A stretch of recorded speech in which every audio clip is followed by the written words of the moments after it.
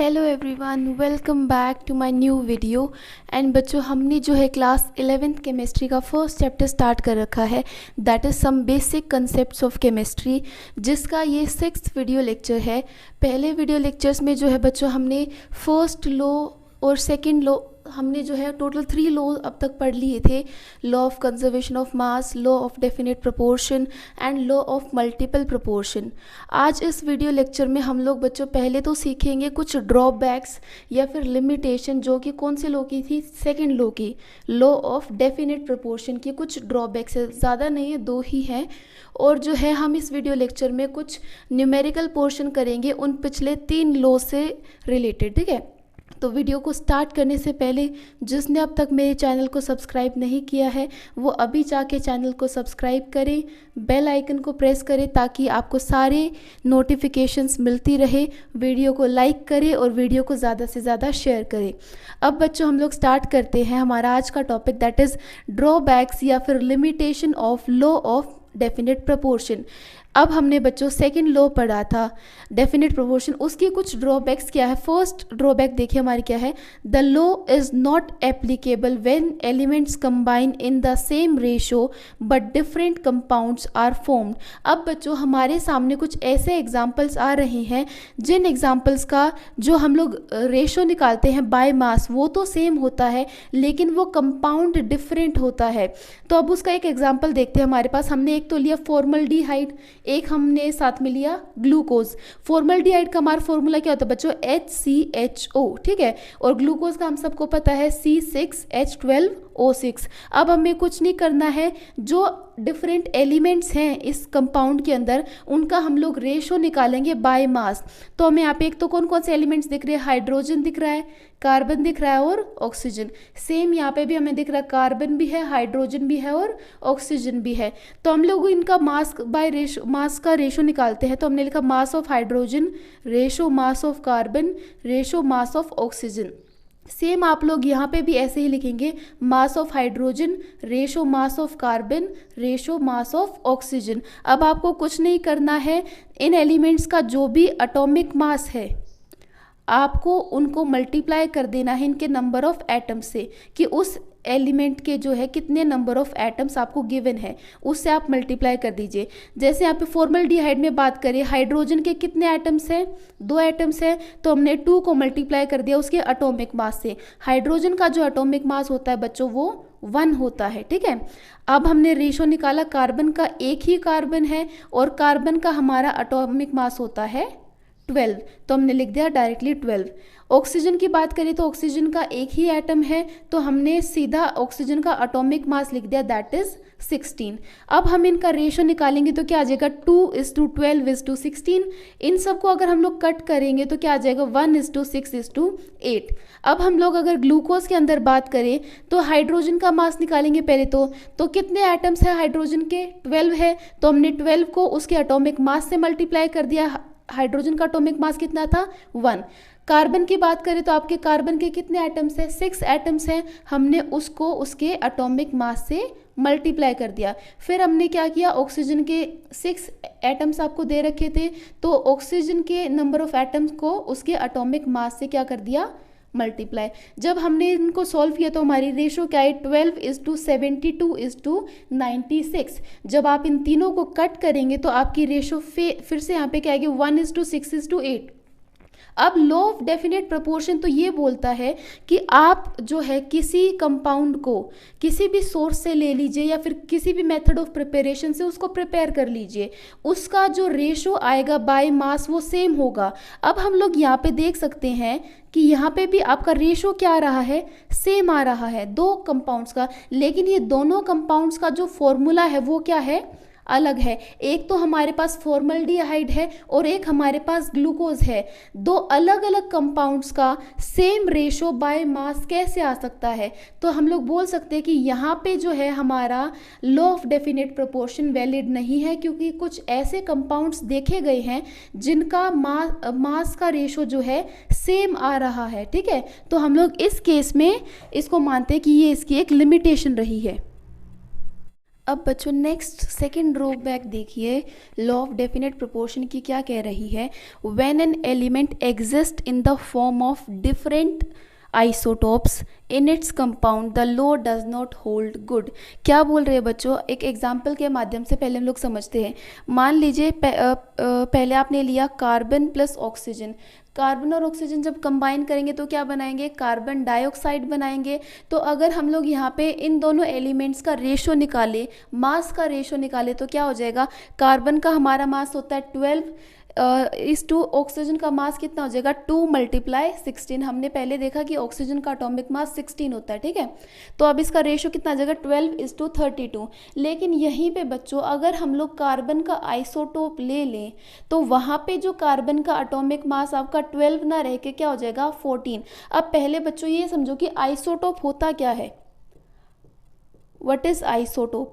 Isotope एक element ही होता है। आइसोटोप क्या होता है, जब एक एलिमेंट के जो है एटॉमिक नंबर सेम हो लेकिन उसका मास नंबर डिफरेंट हो जाए।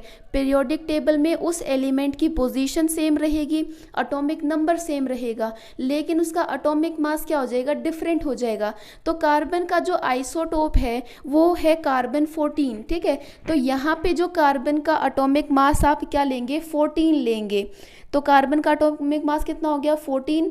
और सेम यहीं पे रिएक्शन सेम है, carbon plus oxygen is equals to CO2। तो कार्बन का atomic mass 14 is to oxygen का एटॉमिक मास 2 × 16। तो ये कितना हो जाएगा 14:32। तो हमने देखा कि सेम कंपाउंड है, CO2 क्या है, सेम कंपाउंड है, लेकिन इन दोनों का रेशो क्या आ रहा है, दोनों केसेस में डिफरेंट आ रहा है। यहाँ पे आ रहा है 12:32, यहाँ पे आ रहा है 14:32। इट मीन्स यहाँ पे ये लो जो है वैल्यू नहीं रखता है। क्यों वैल्यू नहीं रखता है, क्योंकि देखिए जब आइसोटोप आए, एक सेम एलिमेंट का दूसरा आइसोटोप आ गया, तो इसकी वजह से जो है पूरी रेशो बाय मास क्या हो गई, चेंज हो गई। तो हम लोग बोल सकते हैं कि when an element exist in the form of different isotope, जब एक ही एलिमेंट के हम लोग दूसरे आइसोटोप को लेते हैं तो in its compound, same compound में अगर हम लोग लेते हैं तो this law does not hold good. तो ये लॉ जो है यहाँ पे आपका मान्य नहीं होगा। तो ये थे बच्चों हमारे 2 drawbacks law of definite proportion के। अब हम लोग जो है इन 3 लॉज के कुछ न्यूमेरिकल्स सॉल्व करते हैं ताकि हमें पता चले कि किस तरह के न्यूमेरिकल्स आपसे एग्जाम्स में पूछे जाते हैं। न्यूमेरिकल से पहले बच्चों हम लोग इस सेकंड ड्रॉबैक का एक और एग्जाम्पल समझ लेते हैं ताकि ये जो सेकंड वाला ड्रॉबैक है आपको क्लियर हो जाए। मान लीजिए हमारा जो H2O, वाटर का फॉर्मूला क्या होता है H2O। हम यहाँ पे अगर रेशो निकालते हैं बाय मास तो हमें पता है हाइड्रोजन का एटॉमिक मास कितना होता है 1 होता है। तो हम लोग क्या करेंगे, नंबर ऑफ एटम्स को मल्टीप्लाई कर देंगे उसके एटॉमिक मास से, रेशो निकालेंगे। ऑक्सीजन का एक ही एटम है तो हम लोग बोलेंगे कि डायरेक्टली उसका एटॉमिक मास लिख देंगे, दैट इज 16। तो यहाँ पे वाटर का रेशो बाय मास कितना आ जाएगा 2:16। यहीं पर बच्चों अगर हम लोग हाइड्रोजन का आइसोटोप लेते हैं, हाइड्रोजन का एक आइसोटोप होता है ड्यूटेरियम। अगर हम लोग ड्यूटेरियम की बात करें तो इसका जो एटॉमिक मास होता है दैट इज 2। हाइड्रोजन का 1 होता है, लेकिन ड्यूटेरियम जो कि इसका आइसोटोप है इसका एटॉमिक मास होता है बच्चों 2। अगर ये ऑक्सीजन के साथ कंबाइन करेगा तो ये क्या बनेगा D2O, मीन्स ये भी वाटर ही है।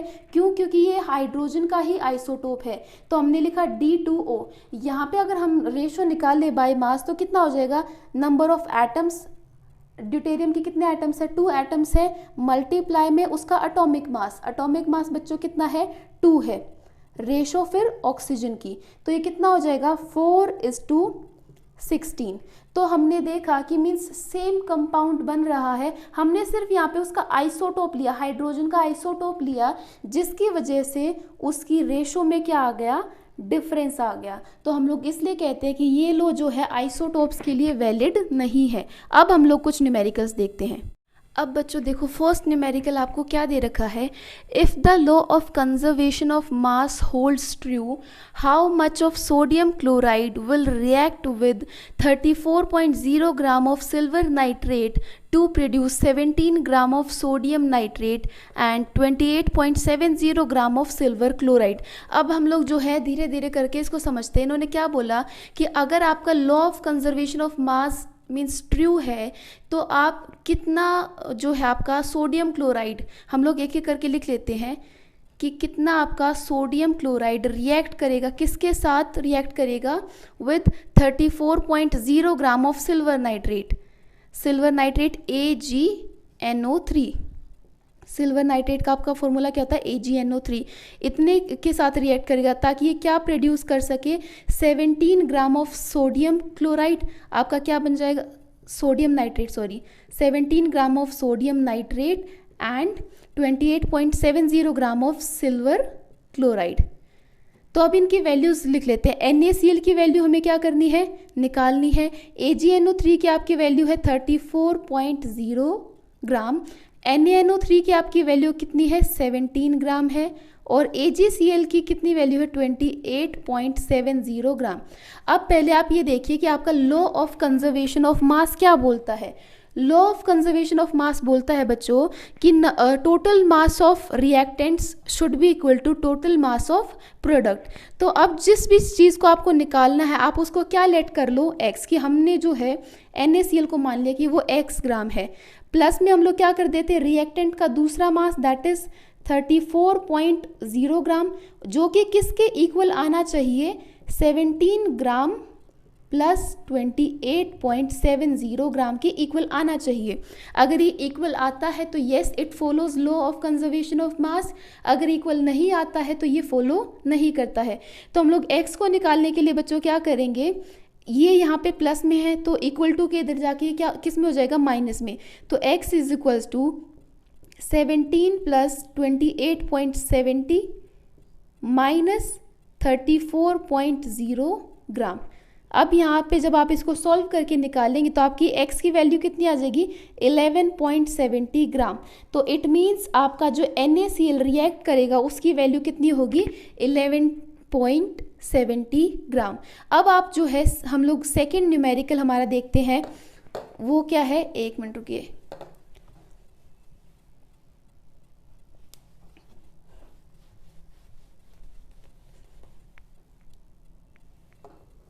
देखिए बच्चों, आपका सेकेंड न्यूमेरिकल में ये बोल रहा है if 6.3 gram of NaHCO3 are added to 15 gram of CH3COOH solution, the residue is found to weigh 18.0 gram. What is the mass of CO2 released in the reaction? अब इसको देखो एक एक करके हम लोग हर एक पॉइंट को समझते हैं। क्या बोल रहे हैं कि अगर आपका NaHCO3 रिएक्ट करता है CH3COOH के सॉल्यूशन के साथ तो वो एक रेजिड्यू बनाता है। अब ये दोनों बच्चों जब रिएक्ट करेंगे तो क्या बनाएंगे, CH3COONA बनाएंगे, प्लस में यहाँ पे वाटर भी रिलीज होगा और साथ में CO2 गैस भी इवॉल्व होगी। ठीक है, अब जो है हमें ये बताना है कि इस CO2 गैस जो रिलीज हुई है इसका मास कितना है। आपको जो है क्या दे रखा है, इसका मास दे रखा है 15 ग्राम, सॉरी इसका, हाँ नहीं इसका 18 ग्राम दे रखा बच्चों, क्योंकि देखो आपको क्या बोल रखा है इफ 6.3 ग्राम ऑफ NaHCO3, तो ये कितना है 6.3 ग्राम है, are added to 15 gram of CH3COOH, ये कितना है हमारा 15 ग्राम है। आपको प्रोडक्ट साइड में एक चीज़ का मास निकालना है, दैट इज CO2। तो आपको law of conservation of mass लगाना है, that is total mass of reactant should be equal to total mass of product. तो जिस चीज़ का आपको मास निकालना, आप उसको क्या मान लो, x मान लो। तो हम लोग क्या लिखेंगे, 6.3 plus 15 will be equal to 18 plus x। अब अगर हम यहाँ से x को निकालेंगे तो ये यहाँ पे माइनस में हो जाएगा, इन दोनों को ऐड करेंगे तो हम लोगों का आ जाएगा 21.3, फिर इसको यहाँ पे लेके जाएंगे तो ये हो जाएगा -18। तो यहाँ से हमारा x की वैल्यू आ जाएगी 3.3 ग्राम। तो इट मीन्स हमारी जो है 3.3 ग्राम CO2 रिलीज हुई है। ठीक है, यहाँ पे ये विजिबल नहीं है, मैं यहाँ पे लिख देती हूँ। हमने क्या किया, इसको दोनों को ऐड किया तो x की वैल्यू क्या आ जाएगी, 21.3 minus 18, that will be equal to 3.3 gram. ठीक है, आई होप आपको समझ में आया होगा। अब थर्ड न्यूमेरिकल में देखो बच्चों, आपको क्या बोल रखा है, when 2.16 gram of copper metal was treated with nitric acid followed by ignition of nitrate, it gave 2.70 gram of copper oxide। पहले एक्सपेरिमेंट जो उन्होंने किया तो उन्होंने क्या बोला कि जब आपका 2.16 ग्राम कॉपर मेटल ट्रीट करता है नाइट्रिक एसिड के साथ और बाद में उसका हम इग्निशन भी करते हैं नाइट्रेट का, तो वो क्या देता है, 2.70 ग्राम ऑफ कॉपर ऑक्साइड देता है। मीन्स इतने ग्राम कॉपर ने रिएक्शन करने के बाद इतना ग्राम आपको कॉपर ऑक्साइड दिया। दूसरा एक्सपेरिमेंट जब उन्होंने किया, then 1.15 gram of copper oxide upon reduction with hydrogen gave 0.92 gram of copper. दूसरे एक्सपेरिमेंट में उन्होंने क्या लिया कि इतने ग्राम आपका कॉपर ऑक्साइड लिया, जिस पे उन्होंने रिडक्शन करवाई हाइड्रोजन के साथ, उसके बाद उन्हें प्रोडक्ट क्या मिला, 0.92 ग्राम उनको कॉपर ऑक्साइड मिला, मीन्स कॉपर मिला। ठीक है, कॉपर ऑक्साइड को रिएक्ट करवाया जिसके बाद उन्हें कॉपर मिला। तो अब हमें क्या शो करना है, show that the above data illustrate law of definite proportion. Law of definite proportion क्या बोलता है कि जो हम लोग एलिमेंट्स का रेशो निकालेंगे, बाय मास जो रेशो निकालेंगे वो क्या देगा, वो सेम होगा। मीन्स चाहे आप उसको किसी भी मेथड ऑफ प्रिपरेशन से बना लो वो सेम रहेगा, या किसी भी सोर्स से ले लो। ठीक है, तो अब हम इसको सॉल्व करते हैं। हम लोग एक छोटी सी टेबल बनाएंगे, यहाँ पे हम एलिमेंट्स को लिख लेते हैं कॉपर, ऑक्सीजन, जिससे क्या बन रहा है, हमारा कॉपर ऑक्साइड बन रहा है। तो हमें फर्स्ट एक्सपेरिमेंट में कॉपर की वैल्यू क्या दे रखी है, 2.16 ग्राम दे रखी है, तो हम लोग लिख लेंगे 2.16 ग्राम कॉपर था फर्स्ट एक्सपेरिमेंट में। हमें यहाँ से कितना ग्राम कॉपर ऑक्साइड मिला, 2.70 ग्राम मिला। तो 2.70 ग्राम आपका कॉपर ऑक्साइड बना फर्स्ट एक्सपेरिमेंट में। सेकंड में अगर बच्चों हम लोग बात करें तो 1.15 ग्राम आपका कॉपर ऑक्साइड रिड्यूस किया, जिसने आपको कितना ग्राम कॉपर दिया, 0.92 ग्राम आपका कॉपर मिला। सॉरी ये उल्टा हो गया, एक मिनट रुको। 1.15 ग्राम कॉपर ऑक्साइड था और आपका 0.92 ग्राम क्या था, कॉपर मिला था आपको। अब यहाँ से हम लोग क्या ऑक्सीजन की वैल्यू निकाल सकते हैं। कॉपर ऑक्साइड में से अगर कॉपर को माइनस करेंगे तो हमें क्या ऑक्सीजन की वैल्यू मिल जाएगी, बिल्कुल मिल जाएगी। तो हम लोग क्या करेंगे, 2.70 में से 2.16 को जब लेस करेंगे तो हमारे ऑक्सीजन की वैल्यू आ जाएगी 0.54 ग्राम। सिमिलरली सेकेंड एक्सपेरिमेंट पे जो हम लोग निकालेंगे, इसमें से इसको माइनस करेंगे, कॉपर ऑक्साइड माइनस कॉपर करेंगे तो हमारी वैल्यू कितनी आ जाएगी, 0.23 ग्राम आपकी वैल्यू आ जाएगी। अब हमें कुछ नहीं करना, जो दो एलिमेंट्स रिएक्ट करके कंपाउंड बना रहे थे इनका रेशो निकालना है बाय मास। तो हम लोग क्या करते हैं, इनकी वैल्यूज़ को लिख लेते हैं। फर्स्ट एक्सपेरिमेंट में अगर हम लोग निकालेंगे कॉपर और ऑक्सीजन का रेशो तो कितना आ जाएगा, 2.16 डिवाइड बाय 0.54। इसको जब हम लोग सॉल्व करेंगे तो हमारी वैल्यू आएगी 4:1। ठीक है, अब सेकंड एक्सपेरिमेंट के लिए भी ऐसे ही निकालते हैं। कॉपर ऑक्साइड की वैल्यू जब हम लोग निकालेंगे तो क्या हम लोग लिखेंगे, 0.92 डिवाइड बाय 0.23। तो हमारा यहाँ पे भी जब हम लोग सॉल्व करेंगे तो हमारी वैल्यू कितनी आ जाएगी, 4:1। तो हम लोग क्या बोल सकते हैं कि yes it follows law of definite proportion, क्योंकि देखिए सेम एलिमेंट्स कंबाइन कर रहे हैं, सेम रेशो में कंबाइन कर रहे हैं और उससे जो है आपका कंपाउंड दो मीन सेम तरह के कंपाउंड बन रहे हैं। आज के लिए बच्चों हम 3 ही न्यूमेरिकल सॉल्व करेंगे, बाकी के न्यूमेरिकल्स का जो वीडियो है हम लोग नेक्स्ट लेक्चर में डाल देंगे, ठीक है। अगर आपको कोई भी डाउट हो तो आप कमेंट सेक्शन में पूछ सकते हैं और मेरे चैनल को जल्दी से जाके सब्सक्राइब करें, वीडियो को लाइक करें, वीडियो को ज़्यादा से ज़्यादा शेयर करें and thank you so much for watching my video.